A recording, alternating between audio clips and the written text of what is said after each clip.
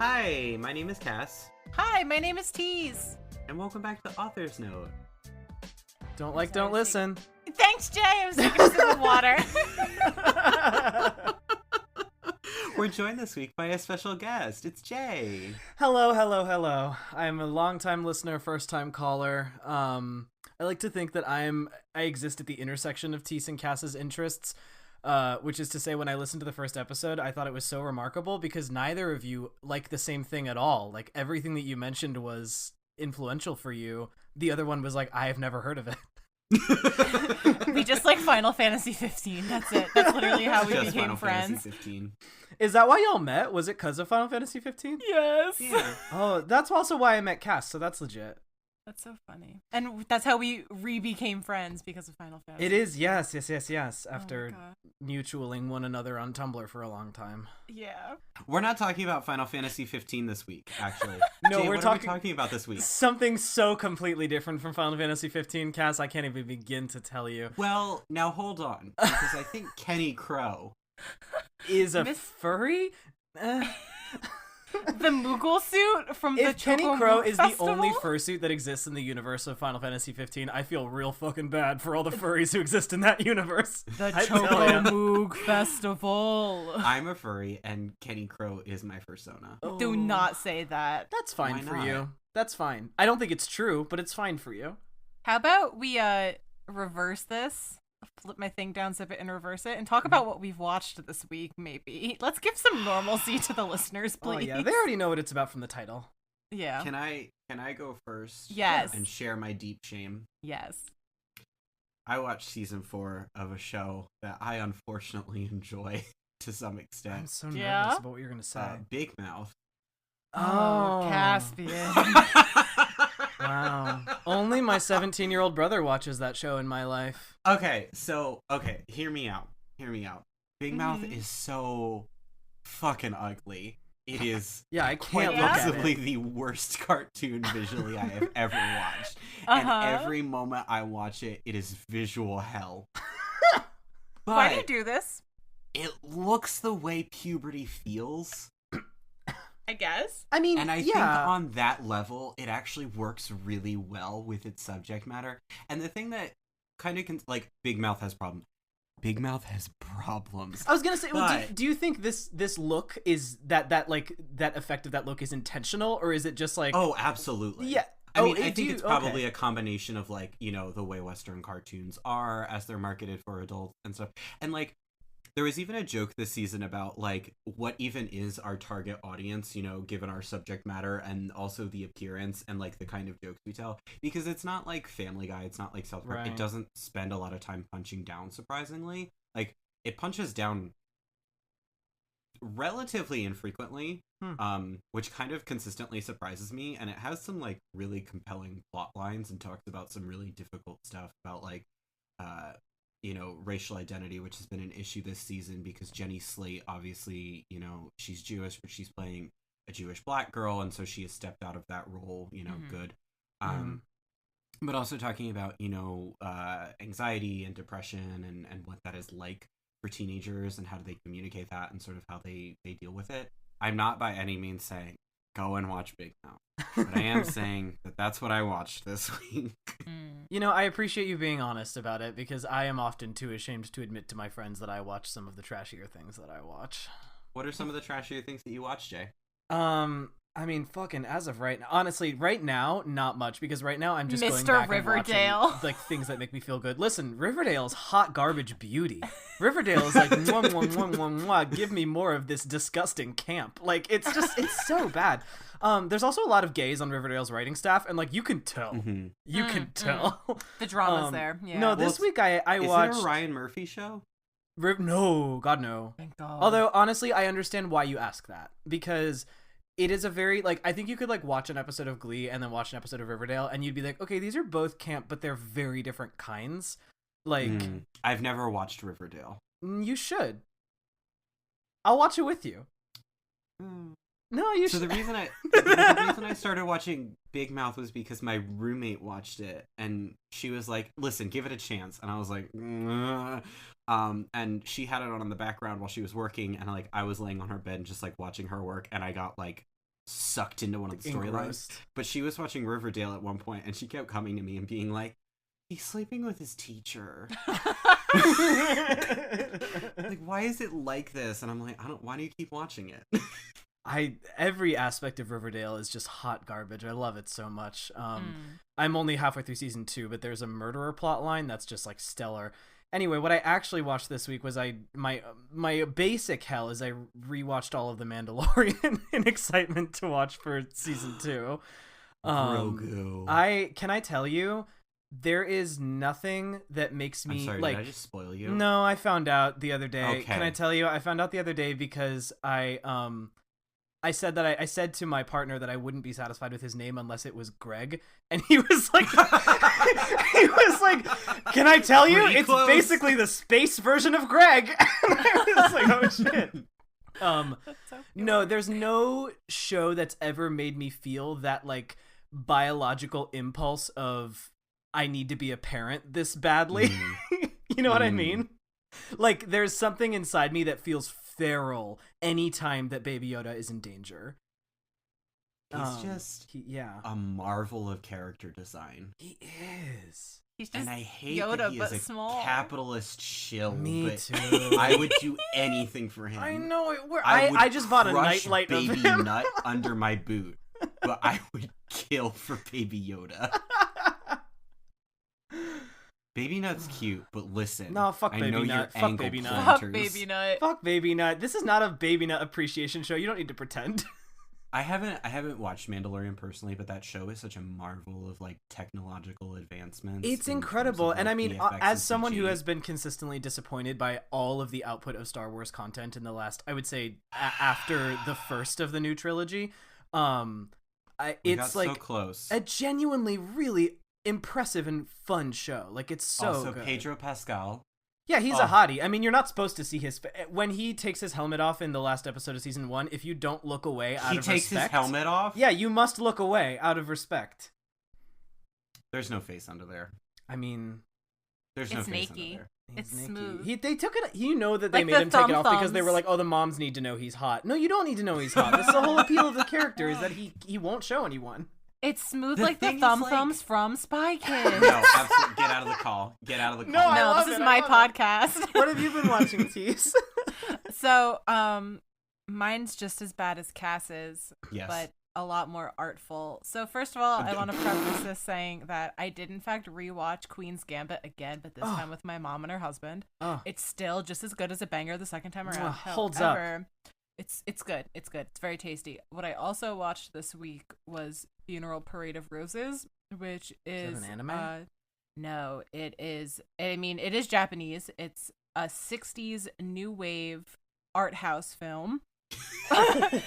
Retelling. He's like, let me of- bring my shame to the table. My incredibly niche shame. But it's a retelling of Oedipus Rex. So it has to do Oedipus? with Oedipus? Oedipus? Did I say Oedipus? I sure That was like a did. Freudian slip of Oedipus. Oedipus. But it is inspired by the Japanese gay scene of the bar queens, you know? And it's the main character accidentally sleeps with his dad and they all die in the end, you know, which does suck. However, the movie itself is Oh, mostly wait, about wait. So they made it Oedipus Rex, but gay? yeah, baby.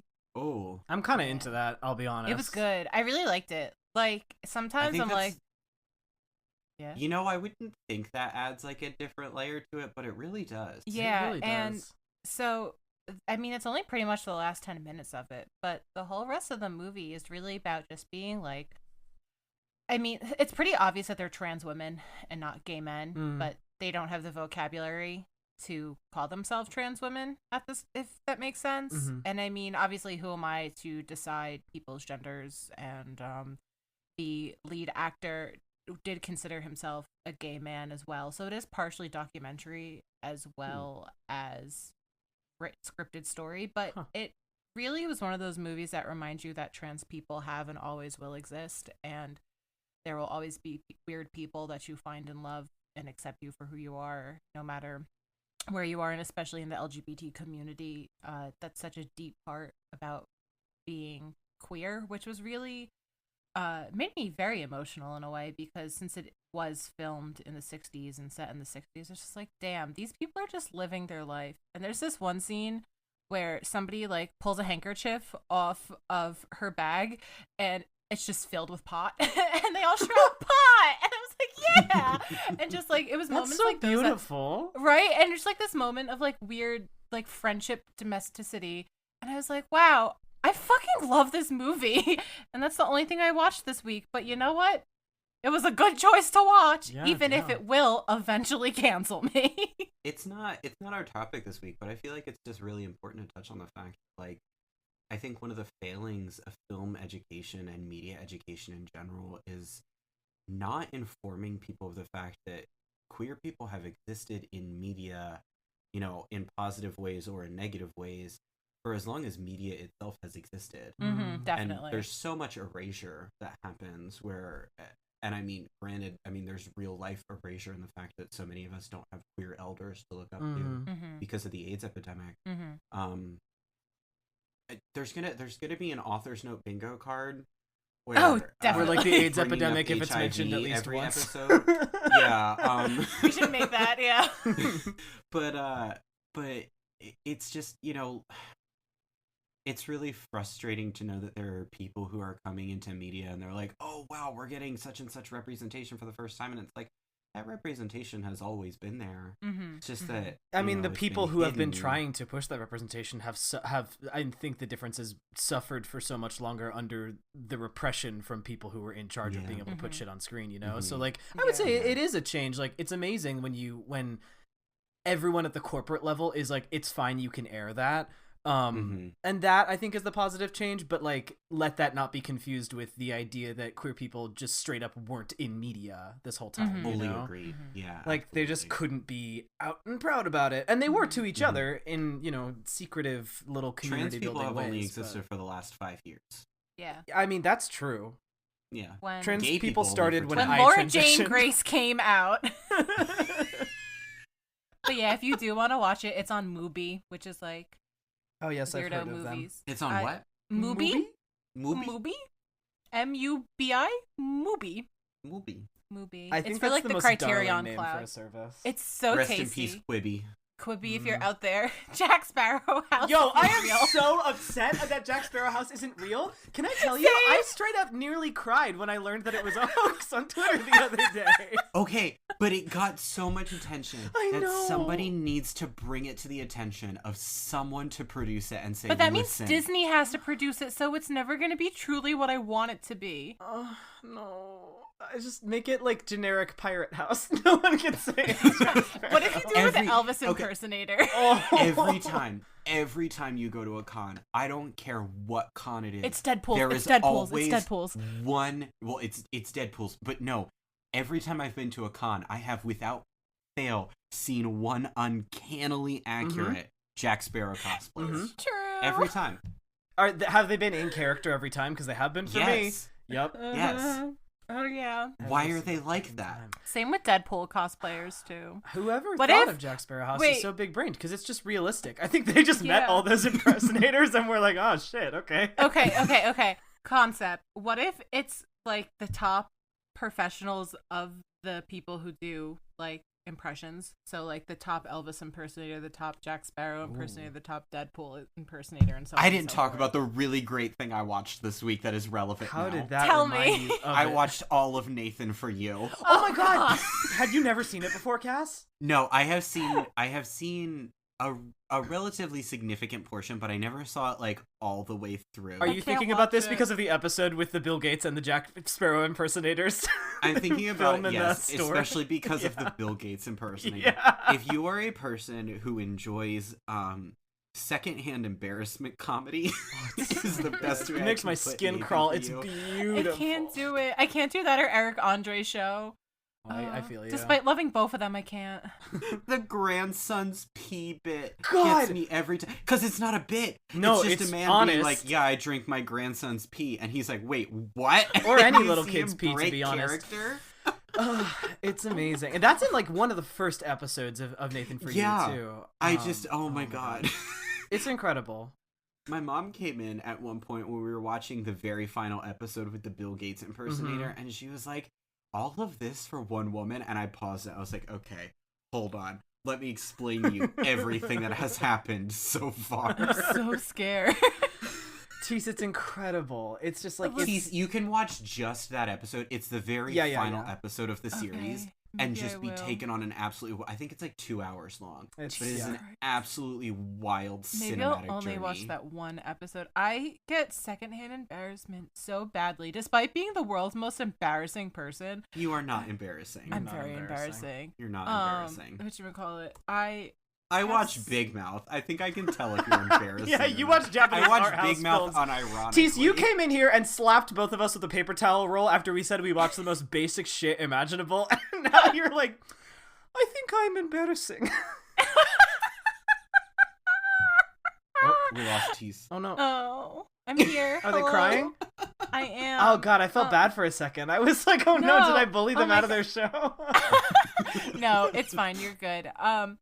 I get so easily secondhand embarrassed despite being a very embarrassing person. Like, I mean, sometimes I think about what happens to me at conventions, especially when I'm drunk, and I'm like, oh, Jesus Christ, I really just unleash that on people in public, don't I?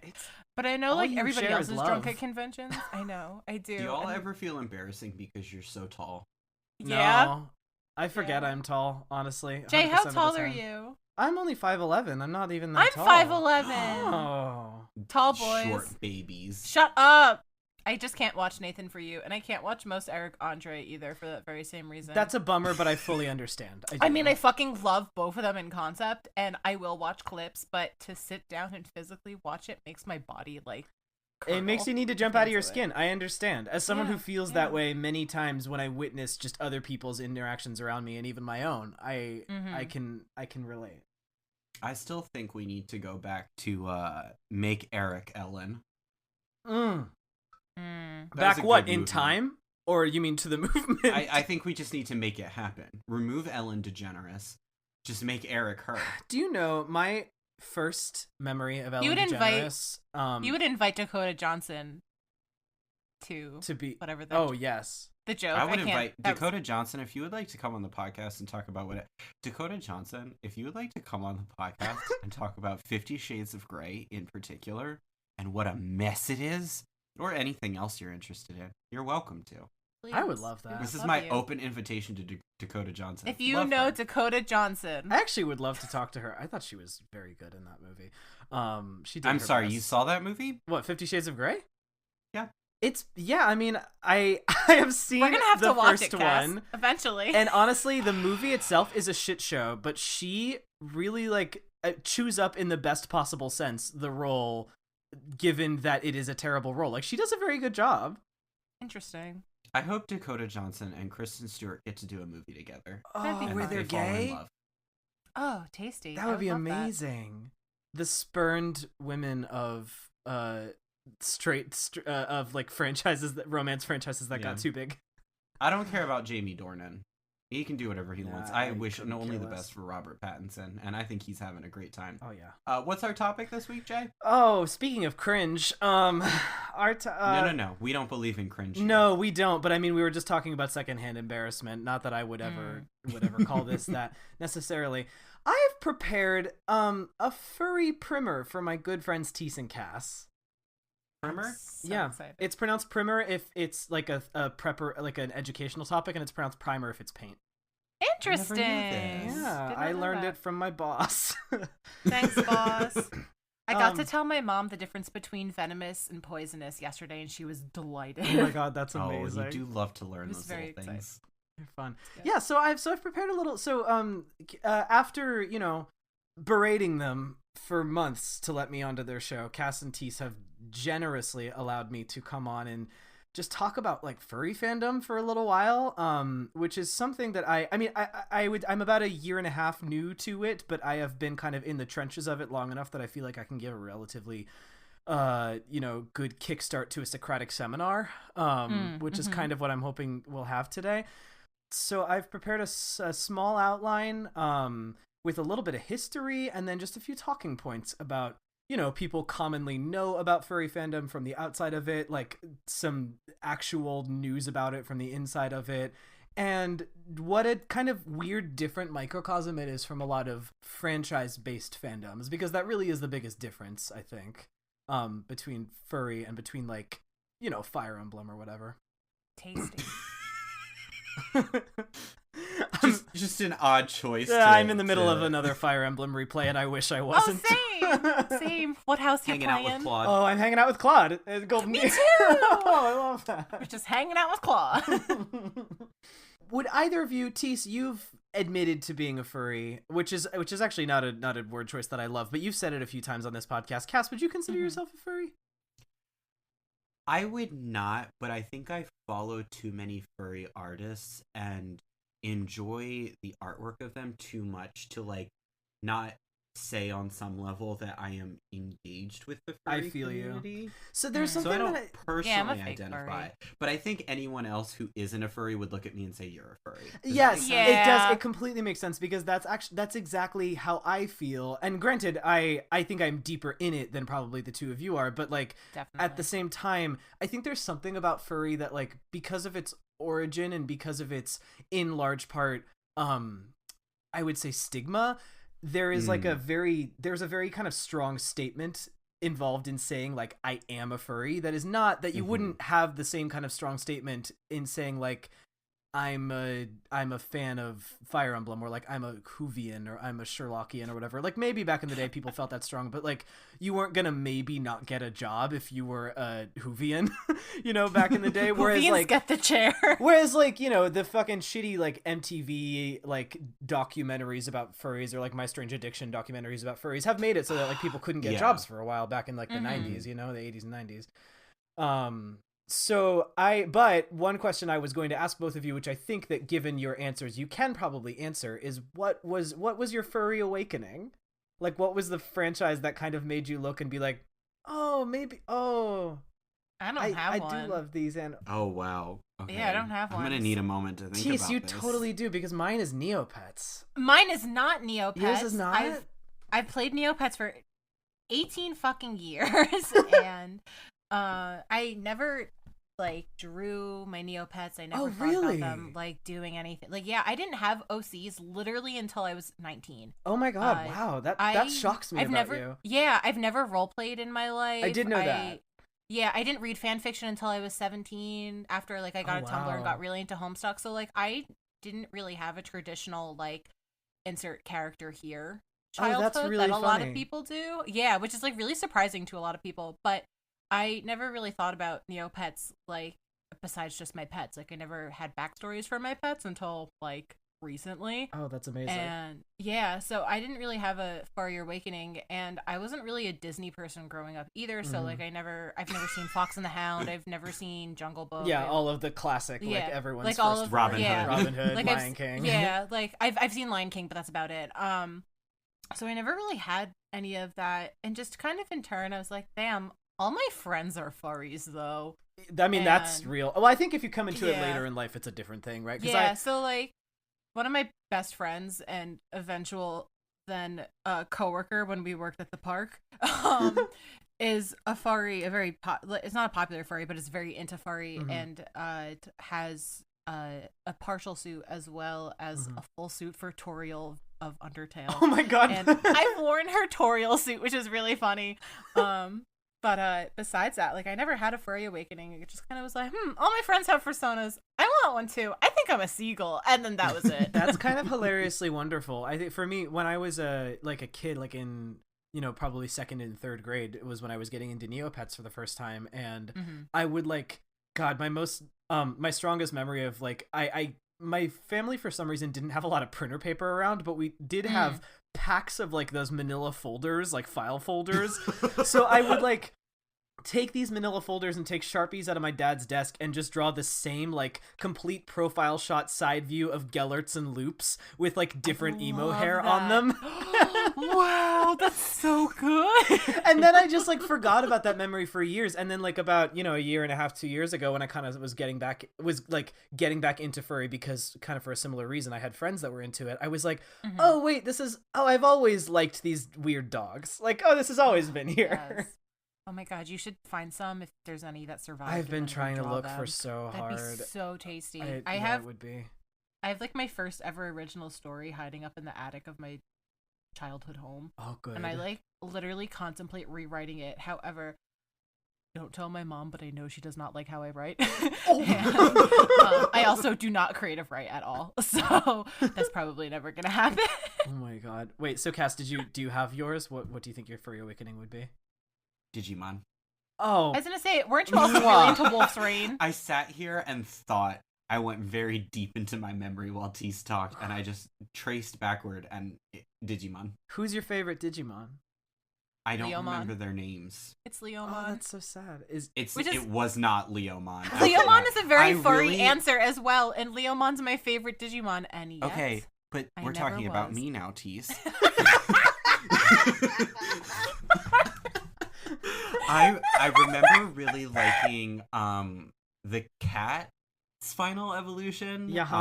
I think that was like, what was it, Ty's sister? Yeah. Or Digimon? And then I really liked the wolf, person. and I really liked I think was the walrus and the wolf related? I don't remember. They were no, not they weren't. related, But I really liked yeah. the walrus that like turned into like a narwhal creature. I love that one. Yeah. And everybody loves Patamon. Patamon's He's my a favorite. Good little boy. I love that guy. I love his baby. earlier Digivolution where he's just like a little ball with teeth. That's fucking so great. good. I love when they're perfect. balls with teeth. That's Me too. round. That's perfect. So yeah, I mean, a lot of people, as you can probably guess, their furry awakenings were like, Disney, because they were the oldest franchises that were like really popularizing animated animals that talked, in the most classic sense of the word, anthropomorphized animals, i.e. animals with human characteristics, whether that be because they stand on two legs and have hands or just because they speak. So a little bit of history. The most official congregation of the furry fandom more or less started with mini meets that were at sci-fi conventions along the West Coast mostly, and then they eventually grew into their own like little small cons from people that would just have like literally con room parties that they would call furry parties, where they would like hang out and exchange art together. Yeah, it's really sweet. I love that. And they were like, the first few cons were like super DIY, like they were just like everyone like making their own costumes, bringing their own art, like hanging out in the lobby of a hotel on like a pretty small scale. There is the current chair of Anthrocon. His name's Uncle Kage. He's a pretty big name fan in the community. And it has been quoted as saying that those first few conventions, because he's been going to them since they started, were they looked, quote, kind of like Pride Fest on an acid trip. Which like honestly sounds lit. Like That is kind of like the visual I get though, and like yeah. Well, and it's pretty white and pretty male too. Like I think those things are important to include within that. Yeah, boo, but also like that was, I think, largely the population of people that were going to cons in general back then, like that nerd cons. So it's not super unusual. I think a difference though is that furry cons were like pretty much from get really queer. Like there were a lot of gay men that went to furry cons. Since then, I think largely thanks to the internet, like furry as a phenomenon has become massive. Like in definition, it's just like people that like anthropomorphized art, but it like can be a million gabillion other things. Like for some people, it's you're on Neopets. For some people, it's you RP wolves. For some people, it's just like you found that Dragonology book when you were in 4th grade and you never stopped thinking Don't call about me out. it, Listen, I'm just saying, maybe that was your furry awakening. The cover was squishy. Yeah, it's beautiful. It feels like skin. Squishy cover. And yeah, like I said, it's been a very I think long time interest in furry to like both for furry to be an identity that one can hold, but also furries have become, I think because of that, pretty interested in like getting demographics for their population because like it makes me think honestly of like, this is terrible, but like, when you see like pharmaceutical ads or whatever, and it's like, I'm living with stage 3 breast cancer and I'm a construction worker. Like, I'm living through stage 3 breast cancer, and I'm an airline pilot. Like, that's sort of how it feels when people talk about their jobs that they have alongside being furries. But that's really incredible and really interesting because there's a level of like really authentic engagement there and like not hiding it, and also, you know, developing and not developing, I mean that happens naturally, but taking stock of your own history and making sure it's recorded. Yeah. Which I think is really incredible and really cool. Yeah, I do too. So there's one documentary actually that I will recommend. There hasn't really been, I think, like a ton of, I would say, like long held and deeply scientific and documentary work on furry, except for recently. There was a study, there's been some demographic studies that I'll talk about in a sec, but also there's a documentary that came out literally this summer by a filmmaker whose, you know, moniker name is Ash Coyote, and it's just called like The Fandom, and basically she and her husband went around and interviewed like the people who started the first few Furry conventions and some people who are like current big name fans and like some people that are, you know, chairs of current conventions to like talk about their lives and talk about like what it meant to them and like the reputation that the fandom has had since. It's honestly a fucking incredible documentary, I think. But did they talk to Sonic Fox? Sonic Fox is in the documentary, but in footage only. Wow. Okay. Yeah. But he's there. So talented. I think they probably couldn't get him, to be honest. Honestly, I would love to invite them on Sonic Fox. God, I would lose my mind. They're so cool. Yeah, so they're really neat. I highly recommend this documentary. I will say it is a very good history of the physical aspects of the fandom, i.e. like cons and meetups and social spaces and like pre-internet history gatherings. But like it probably, there's like large swaths of it that are not covered because so much of the fandom takes place online, as with any fandom, you know, where I would say like actually probably like, because furry is one of those fandoms where like they happen to have conventions only for furry, you know, where like there aren't a lot of other fandoms that happens for these days, you know, aside from like, I guess Supernatural did that a few times back when the show was hot. But I think the other interesting thing too is that, like, you know, it's obviously happened with every fandom where we've lost a lot of internet archives from, you know, like Web 1.0, from like private message boards and all sorts of things that have just sort of been lost to us. But I feel like furry fandom in specific, there is probably like a more noticeable gaping hole, you know, in terms of like, this is actually like a persistent, sustained cultural subset now we've just kind of unfortunately lost a lot of information on. You know? In general, it's really unfortunate, but a lot of internet spaces are not documented the way that a lot of other things are. Like, especially with making this podcast, I've realized, there's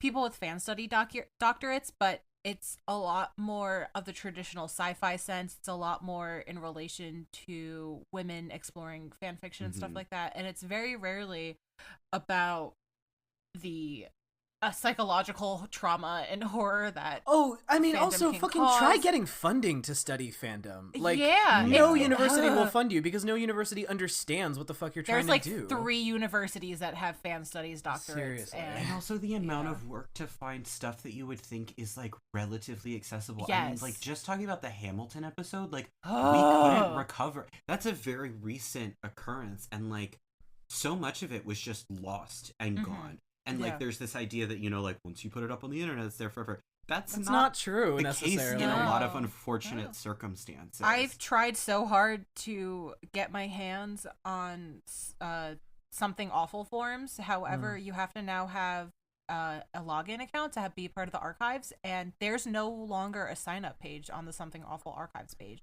So you just can't get in? If you got the hookup, though, and you can invite us. If you got the hookup, please, that would make my life so much easier, I beg of you. Please. Yeah.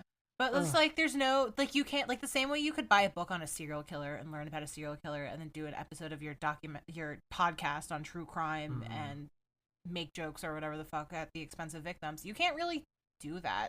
Well, there's also, I mean, there's so, I think the problem with things being, like, produced and reproduced, and then like the kind of rapidness with which like social media posting especially eats up fandom drama and fandom happenings, is that like, what do you call a primary source? Like they can barely exist anymore these days unless you literally have like screenshots of a person's tweets, and even then, how do you know that they're not doctored? Like there's a lot of like so much of the ball pit scandals of DashCon were totally made up. Like fully. Nobody had a baby in the I didn't even know that was a yeah, there was a rumor that somebody birthed a baby inside of the ball pit at DashCon, and then there was a rumor that somebody peed in it, and I think the pee may be true. It's more likely that someone peed. I'm fairly certain the pee incident is true. Yeah. So, like, there we go. Like, the fact that we're even just asking ourselves, well, is that true or not? We're never 100% sure. And we're never going to know, because, like, all there is hearsay. Yeah, and especially how in Tumblr at that time, you could just edit and doctor posts. And granted, we all did die for John Green's sins. Listen, that was the funniest shit that's ever John happened. Green died for our sins. Yeah. But it's so hard to track internet spaces in this way. And I mean, yeah, we're always going to have like YouTube analysis videos. Like, for instance, I know as well, Down the Rabbit Hole, Frederick Knudsen did a video on the funny and animal fandom, as he calls it. But, like, how many of these are we going to get eventually? And how much information is going to be brought to light that we didn't know about? You know, there's, like, luckily these people are still alive. Yeah. Well, exactly. I think that's part of what's so incredible about this documentary and the lengths that this documentarian went to interview the people that like started the first few cons. Because like obviously there's so much more that's not being covered there, right? Because like you can tell even in the documentary, like so many of the people interviewed are all cis white men, and it's just because they're the people who are at the most prominent forefront of these fandoms and of like starting shit back then. Wild to think about. Yeah, well, and I mean that's the thing. There were other people. Like there are women in all the old footage, but like, but I just mean in the way that like fandom has pivoted from a place that was almost exclusively for like white cis male dudes. Oh yeah, right? To a space that is almost like inhospitable to them in a lot of ways. Not like, and I don't mean that but as, not like, in like a hostile negative way. thing, but it's just, you know, like it is so dominated and held by queer individuals, by women, by, you know, people who have been told by the media that they're, you know, in love with, that they don't get representation, so they make their own. Do you know, it's very interesting that you say that, because I think that furry is actually one of those fandoms where populations of like cis white men and like largely cis white gay men, but also some cis het white men have stayed on pretty hard because they've kind of dug their heels in and found their niche. And I think part of that comes with the fact that like being in a fandom like furry, where it's like everything about furry is based on your OCs. And I'll talk about this more in a sec, but like, you know, it's not based on like a particular franchise, so it's a lot easier to have like very strong and stark identity politics within a fandom like this that is just so heavily based on like, we're just in it because we like the same thing. We don't like a franchise. There's no like, if there's no demon behind like a property that like everyone can rally around and get mad at for not putting creating the content they want, then the fandom becomes the demons, like in and of themselves, you know. And it becomes a lot easier, I think, for you to create your pocket of like the same straight white men who have been in furry for a really long time and maybe are like brooding hateful opinions and are just staying there, or they're not hurting anyone and they're just there. But you know, how likely is that ever? But I simply do not trust. That said, here's an interesting statistic. These are very small demographic numbers that were found from a 2018 study done at Anthrocon. So of course, this survey is only people who found out about the survey at the con. So I would guess the numbers in reality are probably higher because, you know, there's probably a lot of people who couldn't attend the con who would have voted in on this. But approximately 80% of the furry fandom identifies as LGBTQIA. And approximately 12.2% of furries may identify as trans, compared to the national average in the US, which is 0.6%. Which we can guess is probably severely underreported. For sure, that's definitely way higher. Because when the census came around, there was no option for that. God, yeah, I don't even know when that number was based on. But like it's wild to see that. And then there was that same organization, I don't know how organized they are, but the same like group that runs this website called Furscience conducted a survey this past summer of about like 500 people in Europe, Southeast Asia, and the US, and concluded that nearly 80% of the fandom identifies as white, about 15% is East Asian, and the rest are like somewhere middling from like 3 to 1%, Black, Hispanic, etc., which like really paints. That feels like a small sample. It feels like an incredibly small sample size, but I'll tell you, based on going to cons, it feels correct. Like, just a lot of people are white. Well, and like let's also recognize too that like if you're participating in furry, a lot of that is like you're purchasing commissions, you're potentially making or creating fursuits. Like those are all extremely expensive things to get into that are in no way, shape, or form a need. So I think that's a great point. One final thing before I jump on that. I did want to mention in the documentary there are some controversial-ish characters that have like since the documentary came out that I was referring to, this fandom documentary, have been, revealed to be something of nasty predators and had some hearsay come out about them. So approach with caution. Don't necessarily assume that everyone in there is 100% clear. I think that's a good warning in general for any sort of fandom stuff that for sure either we talk about or that other people talk about, is that they are at the end of the day strangers on the internet. No matter how much clout they have or no matter what sort of parasocial relationship you may form with them, you don't know people. No, you never do. Unless you're literally friends with them, and even then you might not even know them because it's easy to present only one side of yourself online. Yep. Be safe. So to what you just said, Cass, I mean, like, I guess that's a part of this big question is like, what does it mean to participate in the furry fandom when the furry fandom is not centralized around a particular property? Like, there are people that like The Lion King and Zootopia and whatever other like hot My Little Pony like property of the day, but like Beastars. I was gonna say Beastars, but that's like the least furry of all of those, if I'm being honest. Like, I mean, it's pretty furry, but also like I really like it. So I fucking love Beastars, but like Mr. Lego. I love Mr. Lego. I have a little plushie of him hanging above my desk right now. I have Mr. Lugosi figure. He is he's so wonderful. But like to your point, like there's does participation mean you have to buy into it? Like, are you literally buying commissions? Are you just like creating OCs and talking about them? Are you learning how to dance so you can participate in a fursuit dance battle? Like, it could mean literally anything. What? Oh, dude. Furry dance battles. Furries love to dance. Absolutely lit. They love furries to dance. Also love bowling. Furries I don't have TikTok on my phone, but this more than anything is tempting me.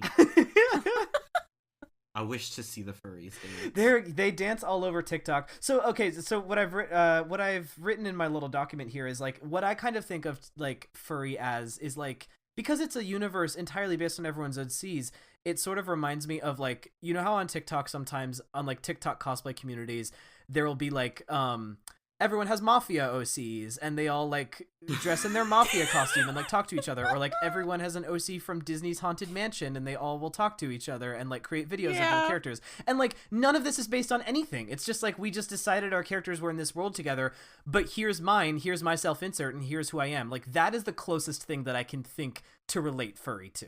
Like Tumblr Ask blogs for OCs. Yes. Can we pause, because I'm realizing in this moment that TikTok has popularized LARPing, but they don't realize it yet. Yeah. Oh my god. Honestly, yeah. Y'all are just LARPing. I think that's amazing. I think because it's OC rights, it's an incredibly artist and fan-centered community, and one pro of this is that it really encourages everyone to be an artist. Like, you're drawing your own characters, you're drawing other people's characters, you're like, you're not going to have content for your OCs unless you learn how to create it or unless you can pay someone else to do it. So there's like a ton of people like learning how to draw and getting into art because of furry. And I think that's really awesome, especially because it encourages like other types of art too. Like, people make like badges, they make suits, they make sculptures, they make plush, they make clothes. Like it's the really... advances happening in fursuit making. Oh my god, is absolutely incredible to watch. Like, I have no desire to ever own a fursuit, but I follow a fair number of people who make fursuit or like fursuit accessories or what have you, because it is just so fascinating to like watch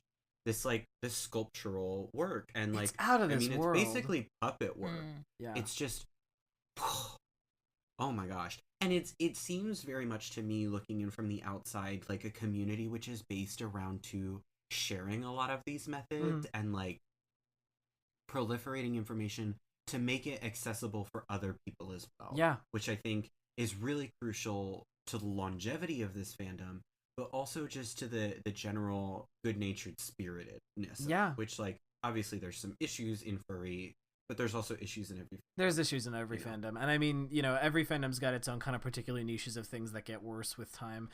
And I think kind of the best part of this, I say as an artist in this fandom, is that because, your OC content doesn't exist unless you can draw it or pay someone else to draw it, artists are such an integral part of it. And like, they make bank commissioning because it's in such regular practice. Because like, if you're in this fandom where you have an OC but you don't really draw, but you want to like get art of your OC and you want to like see your OC actualized, you're gonna like save money and pay artists. And it's the only, I mean, we were talking about this a little bit before we started recording, but like, furry is the only fandom I've seen where like clients do not balk at the prices of artists setting their art at a price for like what it's worth. Like, yeah, I always get so sad when I see like, after having been in furry now, if I see people that are like primarily in anime or in game fandoms like pricing like, here's a full body full color commission and it's $40. I'm like, how much time are you spending on that? Like, no, don't take less than 100, if not more. Like,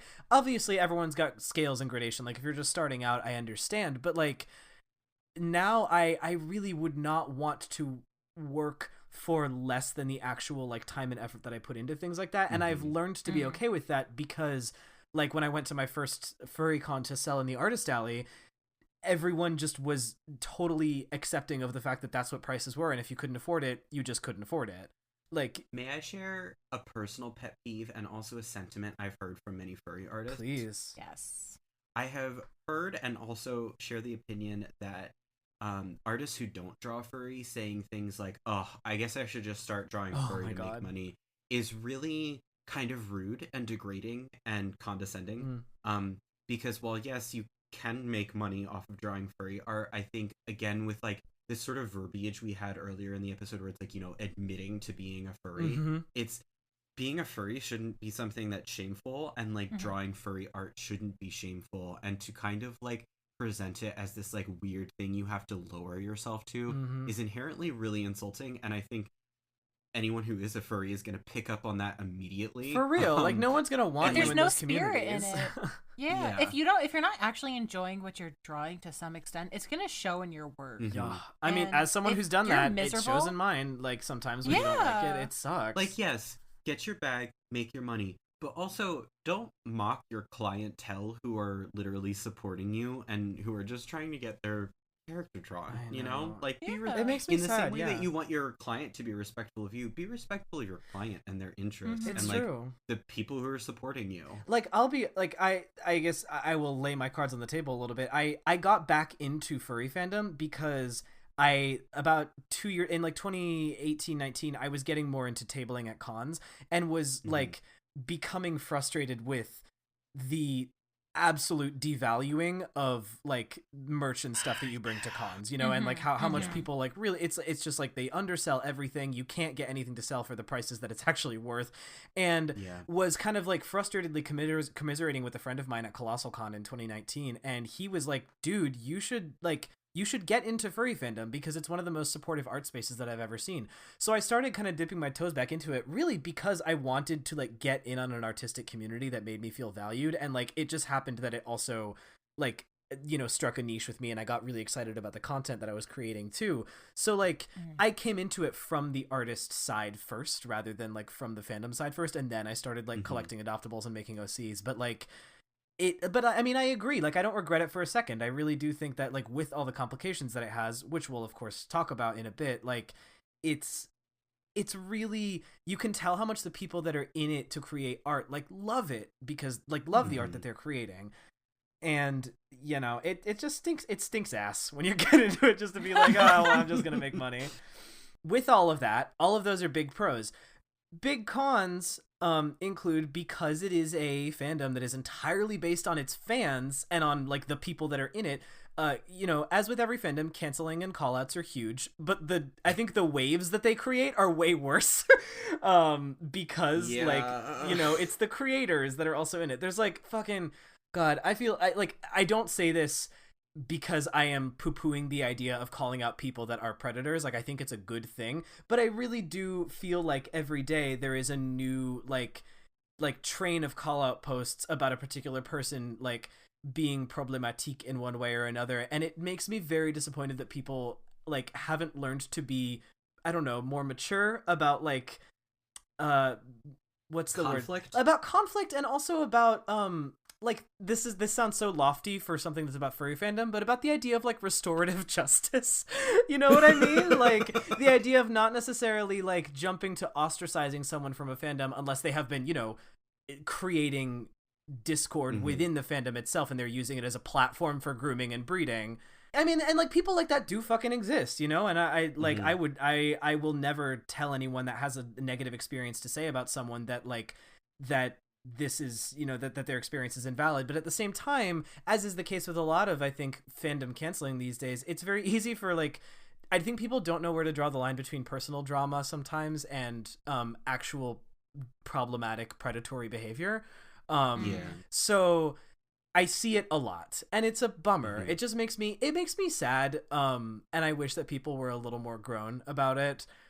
We are allowed to forgive people and allow people to move on. Yeah, right. Like that's sort of how I feel too. But again, I would never try to invalidate someone else's experience about this kind of thing. Like, if there's absolutely. like about one of the people in the documentary that I referred to earlier, that like back in like September, I think there was like a really long like Google Doc length like call out post about this person and about a bunch of like experiences that a lot of people had with them. And I, regardless of whether or not of like what that person's current status in the fandom is, like those people's experiences are real and they hurt them and they made them feel alienated for one reason or another from this community. And that's bullshit. Like that's not the point of fandom. And that's my one might argue that is the opposite intent. One might argue that's breaking apart communities. So that it makes me upset. But in addition to the calling out and calling for the removal of, like predators, pedophiles, zoophiles, etc., there have historically like been kind of cyclical pushbacks against the presence of sexual content in general in furry, largely for fear of minors being exposed, but also like in the 70s and in like the early, or sorry, not in the 70s, Jesus, in the 90s and in the early 2000s, there were like there were a few little like groups of furries that like were anti-sexual content in general, specifically for very homophobic reasons. So like there's just, I think that like this falls in line with like the idea of moral panic within fandom and how cyclical it becomes, and because like I think the don't do sexual content because minors will see it panic now is like just kind of the 2020 version of don't do sexual content because you never know who won't want to see gays kissing. I don't know. Like, I think that's painting with a very broad brush, but like, no, I mean they are linked though. They're not one to one, but they are linked. This is a very saucy lasagna of years and years of shit that just piled on. Yeah, I mean, and again, I'm talking about this in furry specifically because the drama's so on the table, but like it happens everywhere. Like furry is the only place I've seen people like get canceled for having an 18+ account, but like what? But I think also the weird thing with furry too is that furry is one of those things where, I mean, in a lot of like quote unquote normie spheres, if you bring it up, people immediately assume it's sexual. And so furry is like largely linked to this like taboo sexual deviancy and this idea that like, oh, you're wearing like animal costumes and going out and participating in these orgies, and it's like furry is not synonymous with pet play. I think it's amazing, Cass, that you're not looking at my outline document right now, because my next section title is it a weird sex thing? Yeah, I don't have it open. I haven't looked at it at all, but like that is immediately like when you talk about furry, people who aren't even like tangentially familiar with it, that is immediately where their mind goes. Yeah. Even people who are slightly familiar with it. And I think like even I for a long time had that like weird like trepidation about it, like, oh, isn't it like kind of like a kink? Oh, same. And I started getting back into it because of the porn. Like, and the furry porn can be really good Yeah. sometimes. Well, I feel like as a whole, when you talk about furry, just like in general to people, they always do jump to that. Mm-hmm. But it's really disappointing, and it's really frustrating, and it's really invalidating to the community as a whole, and also I think makes it really uncomfortable for parents whose children are trying to get involved in this, and who have like the parents have this like outdated idea of what this is, but it's just like sometimes it's just kids having fun. Seriously, Can I tell a story? a lot of the times it's kids having fun. Please tell a story. Yeah, please tell a story. So at one point, I worked at everybody's favorite chain craft and fabric store, Hobby Lobby. No, the other one. Oh, I also worked there. Oh, really? Yeah. But the great times. But a customer actually came in, set of parents and their child, and parents were like, my kid's special interest is fursonas. We do not have money for a custom fursuit, but we bought a gently used mascot suit and she hates it. Fuck you. Oh. And it's like, oh no. Oh.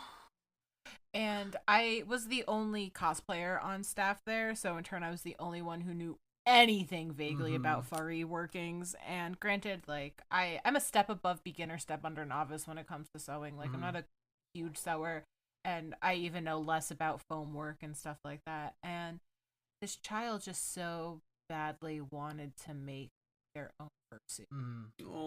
And I was like, you know what? Let's do this. And I feel like sometimes parents it's so out of their realm of thought because it's just like a wacky internet thing to so many of them that there's like, we're just like, they're just on a raft in the middle of the ocean. They don't sometimes know when it at comes all. to this shit. And it's like, whenever your weird aunt is like, what do you mean you talk about people on the internet as a podcast? And I'm like, well, Aunt Michelle, a lot of stuff happens online that you just have no idea that goes on. And it's the same thing with the furry fandom, I feel like. And luckily I was able to help that family, and it felt incredibly good so because nice. not only did I help those parents ease all their freak out fucking worries and stuff like that, because like I even made sure like the mom and dad knew like this wasn't a weird sex thing, like it just genuinely is a really loving and open community. Like I actually had to even tell them that much. That's really great. I'm so glad you could and do I that. asked I asked the kid about like their fursona, and they showed me pictures of the art that they made. I was like, I love this. Good. Yeah, and like, you know what it is, like just the opportunity. Just like if you just put out an olive branch as a group of people, maybe we wouldn't get such weird sex jokes all the time. I mean, for real. It's once again, knowledge is the most important fucking thing in this situation. Maybe if you just educated yourself, we wouldn't have this problem in the first place. So, a flip side to that, I think that, but like in a good way, I think that, like, yes, and if everyone was just adults about fucking anything, That's asking too much. It's asking You're too much. asking too much. But I think it would make for a much happier circumstance because, like, honestly, sometimes furry is a weird sex thing. It's just sure like, is. it's not its only definition, but sometimes it is, and it is for those of us who are horny. There is a But everything is a weird sex thing for some people. Well, so there's this big name artist in the fandom. Their name is Nonstop Pup, and in the documentary in the documentary that I keep referencing, they were interviewed, and they were like, everybody's scared of saying it. It's fine. Sex is fine, and sometimes we have it. It's not what defines the community, but it's a part of the community. And I'm like, you think cosplayers aren't having sex in their cosplays? like literally, fandom. Like as long as there's a space where you enjoy something, there's always gonna be somebody who attaches a weird sex thing to it, even if you think it's weird or funky. Like that's just the circumstance of real life. Unfortunately, somebody's gonna be really attracted to microwaves for whatever reason, but they're not hurting anyone, so let them be attracted to the microwave. That said, not safe for work content. I think the reason that we have this thing is appropriate channels for there are appropriate channels, and it's baked more into furry fandom than it is in other fandoms. And I think this has its pros and cons too. Because, for example, for pros, there is a much easier way to have open dialogues about sexuality and like a lot of room for sexual exploration, either just like, you know, in the content that you consume, or if you are interested in actually having sex. I don't know that many people that are doing that personally, but going to say that the positive aspect of furry is that no one can police your fursona's sexual activity. Yep. But that quite literally happened earlier this week to someone. I don't have their name on hand, unfortunately, but somebody slipped into their DMs and said, "Hey, can you please stop drawing your fursona in XYZ sexual situations? It makes me really uncomfortable. I view them as my comfort character." And this person went, "What? That's my character. That's my fursona." That sucks. Well, so people will always try to police you, right? Like, I think that's part of fandom drama. I've just realized we've gotten over an hour into this and we haven't said what a fursona is. Oh, don't worry. We will right after. God, my history section went so long. Anywho, that's we'll discuss our fursonas, I think, as a beautiful capstone to this topic.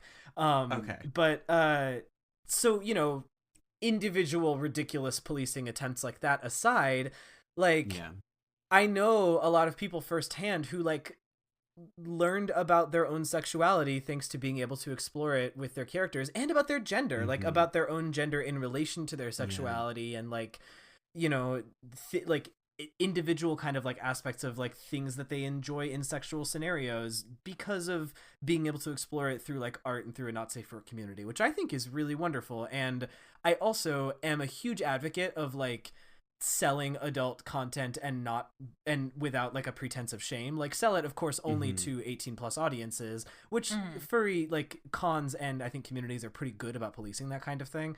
But like, you know, within the bounds of what is legal, I think it is really wonderful for those sorts of things to become less taboo and to be able to talk in a more mainstream way about them. It's like, I like to think of it as like, it should be on the level of like when you invite a person that sells sex toys to a bachelorette party, just like take it out of the bachelorette party.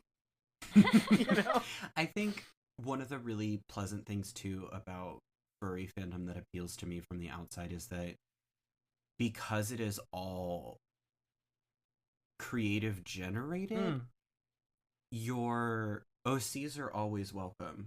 You know, I think there are some fandoms that get quite up in arms about people bringing in like OCs, whether those be fan characters or self-inserts or what have you. But like in furry, like your OC is always going to be welcome because that is the fandom and helps generate new content for it. Like, unless, I don't know, you're making like a Nazi fur, which people do. Is very common. Yeah. They do. The Confederate flag furs, I've seen them. Yep, and they should not be welcome. No. On that hand, though, the cons of, I think, not safe for work being baked into furry a lot more is, in addition to the bad reputation that it has given the fandom in general, no one's having any boundaries. I wrote to the tune of Teenage Mutant Ninja Turtles right here.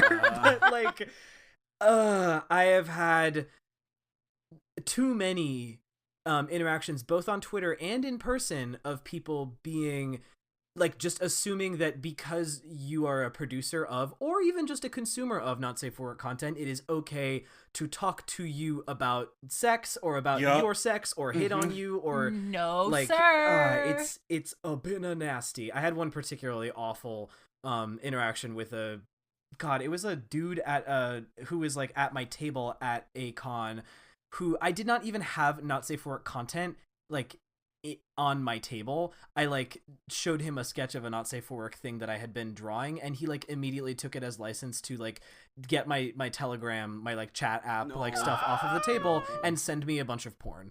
And absolutely in fucking not. front of me. No. Absolutely like out of this world disgusting. So sorry. Thank you. I am Jesus also Christ. sorry that happened. And I mean, unfortunately, like I think this is part of the kind of the identity politics that are baked within it too, right? Because there's sub communities in any community, and like I hate to say it, but like I am trans and I'm queer, but I look a lot like a cis man to other cis men, I think. And like fucking the people that have creeped on me the most at furry conventions have been like other like I imagine cis like queer white men that kind of look like me.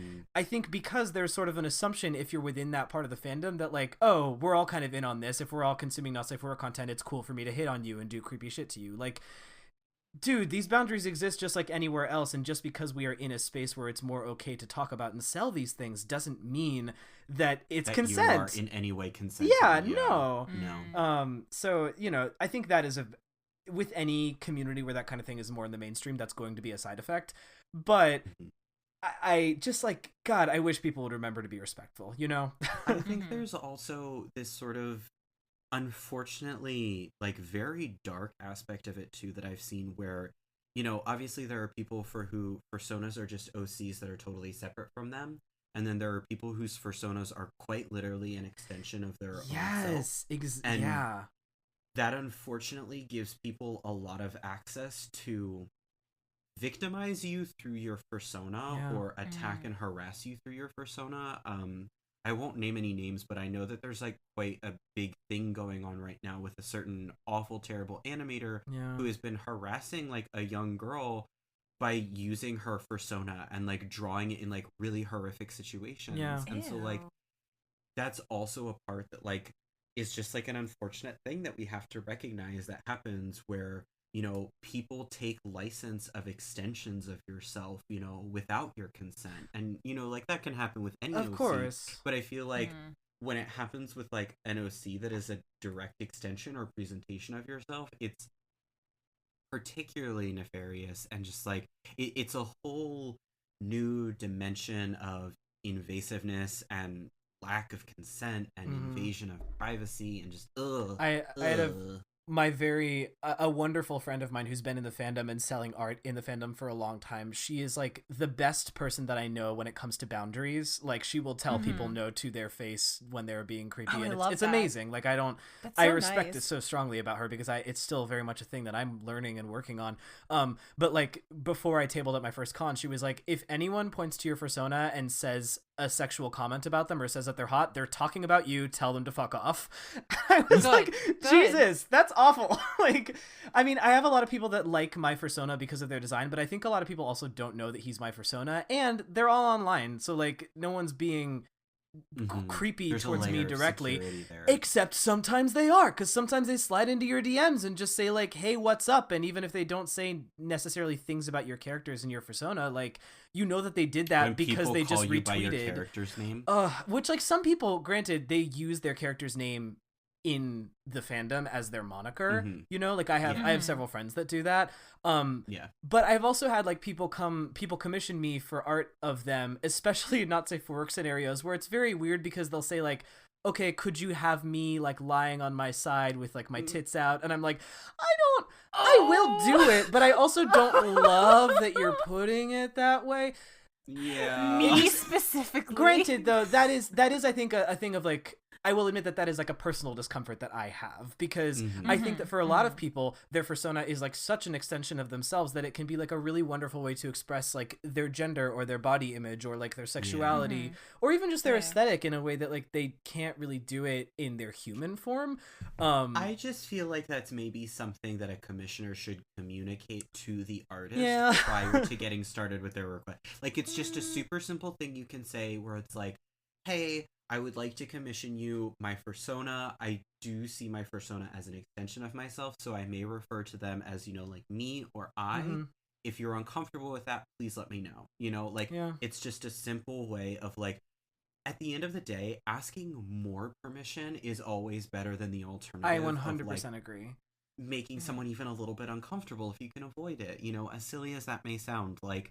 And I'm not telling you to, like, you're not tiptoeing on eggshells. You're just being more considerate. Of course. You know? I think the best, I mean, I guess this goes for commissioning in general, but especially for not safe for work commissioning, like, I think when you commission someone for something not safe for work, you should take the approach that you would take with an email to your boss in a desk job. Like, it needs to be like very pleasant and professional, because draw the penis, please. Yeah, like, I mean, you can be as clinical as you want, because like, God forbid you end up like being creepy towards the artist because you are just trying to get across that you're excited about the sexual scenario that they're going to portray. Like, you know, I think there's a very easy level of etiquette that we can follow, and I think in a fandom where it's so easy to be like, oh, you post thirsty things, and you I use a lot of like sweat drop emojis. Like people can hop into my DMs and be like, yo, can I get that dick? And I'm like, this isn't really funny to me. Like, I actually would like you to be very pleasant and professional, please.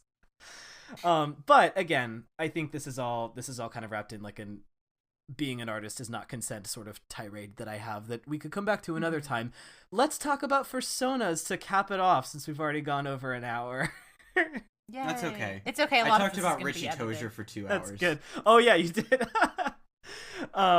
We don't have a time limit on this. That's this wonderful, podcast. Thank goodness. Yeah, I mean, we've already kind of covered it, but the cool thing about a fursona is it can be literally anything you want, and it can change over time, and you can have like 6 of them. Who cares? Can my cat have a fursona? Yes. Yes. My cat, or my friend's cat does, and it's a seal. Oh my god. What if Bass should have a fursona? Oh my god. It would be great if it was I a feel bass like fish. Bass's fursona would be a very tiny mole. Oh. I was like... thinking one of those black sheep with a little black face. Because you know how because Bass has like a gray tummy, so I think it would be really cute. That'd be wonderful. Eskel, what would your fursona be? Eskel Weasel. would be a beetle. A beetle? A beetle. I think bug fursonas are some of the most creative and cool creatures It's that I've ever so seen. cool. I don't love see 'em enough. fursonas. No, you don't. Yeah, I love fursonas that are like not the usual. It makes me so I happy. think you don't see them very often because people have a hard time figuring out how to anthropomorphize them in a way that's really interesting. Yeah. Because otherwise, what do they look like? A Bug's Life? Like you just have like a big titty ant, which I mean, you know, that's someone's thing, but it's not the Ants most interesting do be design. kind of thick though. Ants do be thick, but they don't all look like They don't have to look like Pixar. No. You're right. They could look like that awful Woody Allen movie. Oh, ants. Yeah, so I mean, there's also a concept that kind of was popularized last year on the internet called a trusona, which is like... Hold on, rewind. Oh? Jay, what is a fursona, though? Okay, so in large part, a fursona is just an animal anthro representation of you, but that doesn't have to mean that it's like you but an animal. It doesn't have to mean necessarily that it's like a hard and fast representation of every single one of your traits. It could just be like a creature that you kind of use as your mascot. You can have like a bunch of them to represent the different sides of you, or you can have none. My fursona is Kermit the Frog. Is it? Yeah. Nobody tell Jim Henson. I was gonna say you might run into some problems there. I feel like this is equivalent with like kinning another person's character. I will get sued. I own Kermit the Can you imagine a legal dispute being like, no. They don't own the IP to Kermit because I am Kermit. Oh my god. I would lose my mind. Oh my god. I'm calling it. There's going to be a legal dispute at some point because of 2021 like bingo. That's I it. hope That's so. going on the bingo board. We can only hope, to be honest. I hope someone identifies as Mickey Mouse and just like pisses the shit out of Bob Iger and the Walt Disney That'd Company. be so tasty. Oh my god, I would be on their legal team if I had to. Same. I would learn. I'll go to law school entertainment for law. them. I will go to same me too. This is how we get the mouse into the common domain. Oh, please. Oh, Kin him. please. Kin him. This is how we release Kin the him. mouse. Kin the Kin mouse. the mouse. I'm thinking of this like to the tune of Kill the Beast from Beauty and the Beast, but it's like, it's time to kin the mouse. Oh, God. Jay, tell us about your fursona. Oh, okay. Well, my first ever fursona was one that I created in college very half-heartedly. I have a sketch of him on a piece of paper that I found the other day, and he was a lion named Noah. And I thought I was really clever because, like, I'm trans and he was also trans, so, like, he didn't have a mane. He just had, like, hair on top of his head because he was, like, born a genetically female lion. And I was like, that's fun. And then I drew one picture of him and got very bored with it. My current fursona, his name is Apollo. He is a Clydesdale unicorn. He's very sparkly, and I kind of take the approach of like my fursona isn't me so much as they are like an OC that shares some of my traits. So like me too. I feel the same way. Yeah, so like Apollo's just like a character of mine who like represents me in a lot. Like the biggest way he represents me is like I kind of put a lot of my neuroses on him. Like he's super like a little like overachieving. He is like prone to anxiety and like tries to kind of like do his best to take care of everyone but takes too many things on his plate at like while doing that, and like that is the most me that is in him. Everything else in him is just like I enjoy his aesthetic, you know. I love you, Apollo. Apollo's so good. Thank you. I love his glasses. Wait, Tease, tell me about your fursona, since you said that you kind of relate. So my fursona is a seagull, and their name is Arcadia. Oh, that's so good. Thank like the you. bay. Yeah. And like a kind of like a utopia situation, because the concept of Arcadia totally plays into the whole seagulls are just sailors' souls trapped in damnation thing. Oh, and I love that. So they have a little bit of human features, like they don't have like little seagull feet, but they have human feet type deal. And the concept for Arcadia is that a sailor was resuscitated and actually survived, but half of their soul is trapped in a seagull. Oh, cool. And that's Arcadia, and so they always wears hats, and God, that's they good. have like my shaved head shape, and they have my eyebrows, and we love to scream. We both love Doritos. Now, Tease, can I get a soundbite of your seagull sound? You've already heard it, but I'm not doing it again. No, come on. No, for the show? For the show? For the bit. For the bit? Yeah, do it for the bit. Come play in this Do it space for the for us, Tease. vine. Oh, one and done. A beautiful iridescent sound, I would say. Thank you. So, Tease, important bird furry question. Do they have arms and then wings on their back, or do they have arms that are their wings like birds do? They have arms that are their Nice. wings. I like to think that they have regular ass wings, but there's kind of like fingers underneath them so they could grip and Oh grab yeah, shit. yeah. I mean, I've seen a lot of people do creative things where like the end three feathers are just kind of like used articulated with like phalanges or whatever. It's pretty that's cool. So cool. Yeah.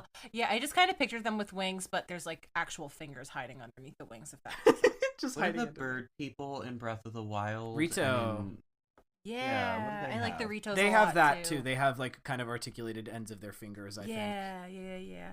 So that's my Fursona, Arcadia. I'm not a really, like, I don't have a reference sheet of them or anything like that, but when my friend needs to show that they can in fact draw furries on their commission sheets, they just draw Arcadia. Nice. For me. So I have like a handful of random art pieces of them, and I also can't draw, so there's like one or two doodles I've done of them, and they're always wearing some nautical themed hat. So I like, love I'd have that. I would love to see pictures some of of their them. art. Yes. I like to think that Arcadia was the seagull in the lighthouse. Definitely. That was them. That was them. They got that sweet extra money. Thank you. I will send you a picture. Wait, and of so them. Tease, you have kind of a second persona too, right? Because you have a Neo Sona. Oh yeah, I also have a Neopet Sona, which is a split blue maru, and that's just me. Yeah, see, that's the one. Okay, so there's this concept that kind of was popularized like last year-ish that was like a true Sona versus a Fursona. Mhm. And you know, like anything, it's how canonized can you get within a fandom where there is no canon? But like the idea of a true Sona is like it's a character that has all of your physical traits kind of in promotion of like body neutrality sort of thing. So like it, you know, it would be like if you have scars, it has all your same scars, like it would have the same like body type as you, like it has sort of the same body shape, you're the same height. And like I think that is more in the vein of like this is a character that's really supposed to represent you, like it's really just Jay as a dog, or like Bold Cass of as a anyone she. to think I want to be known. I mean, fair enough. That's why I don't have one. But I think for some Don't people ask it's very me validating. to confront myself. That's not what characters are for. I mean, I am in agreement. I think in this moment I'm developing a fursona for myself at last. Yes. What is it? Tell me. I think I'm Dark Souls Toilet Deer. You are. Are you saying this because you're staring at your Discord icon? Yeah, I think I'm just a disembodied buckhead that apparates. Can you also sometimes be drawn as like a mounted deer head as well? I think that might be really I think that's kind of cool. Yeah. I don't have a body. I'm just a head. I really do love the idea of a character that's like, my character is just a head. Like, this is my persona. Don't get it twisted, but like, this is the best way to represent me. It's just a head. There can be no emotion. I was poorly taxidermied, you know? That's really good. I like that. That's really funny. I mean, Apollo's lore is that he and all of my other OCs belong in the same sort of like little universe where they all exist in a theme park, and they all used to be like statues and animatronics and like mascots, and like Apollo used to be part of a carousel. Like he was literally just a ceramic carousel horse. That is so and good. And one day everyone was like Mary Poppins to life. And so now they're all like alive and they all have jobs at the theme park because they have to find some way to live.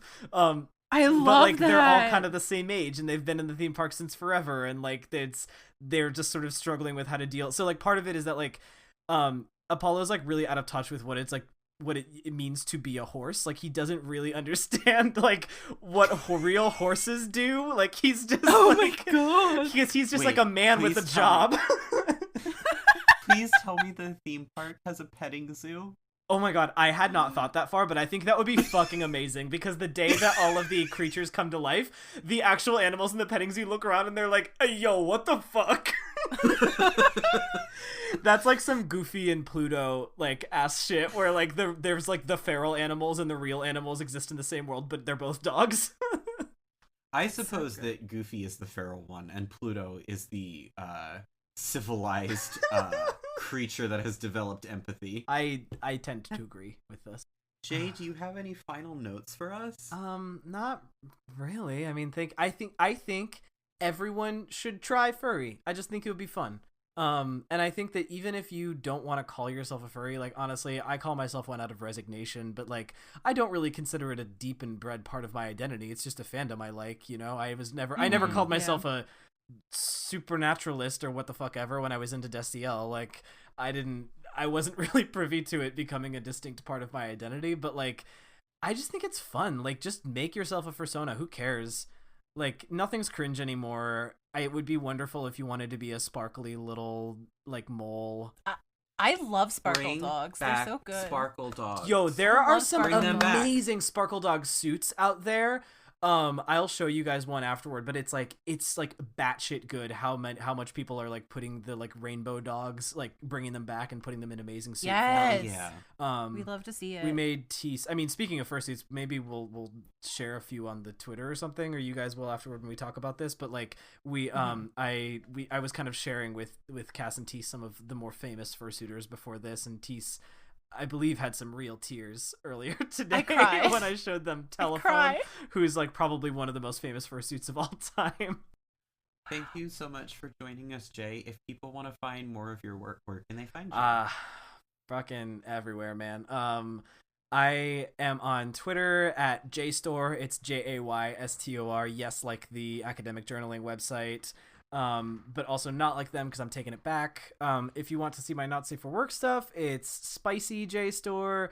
Obviously, content warning, there is not safe for work stuff there.